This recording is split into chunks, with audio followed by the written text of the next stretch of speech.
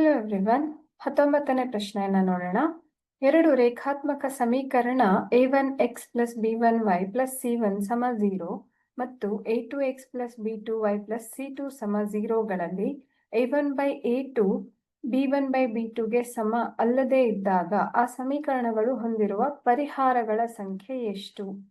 ನಾವು ಈ ಒಂದು ಸಮೀಕರಣವನ್ನ ತೋರಿಸುವಂತಹ ರೇಖೆಗಳನ್ನ ಎಳೆದಾಗ ನಮಗೆ ಒಂದು ವೇಳೆ ರೇಖೆಗಳು ಈ ತರ ಛೇದಿಸುವಂತಹ ರೇಖೆಗಳು ಬಂದ್ರೆ ಆ ಸಮೀಕರಣಗಳ ಸಹಗುಣಕಗಳ ಸಂಬಂಧವನ್ನ ನಾವು ಪಡೆಯೋದು ಹೇಗಿರತ್ತೆ?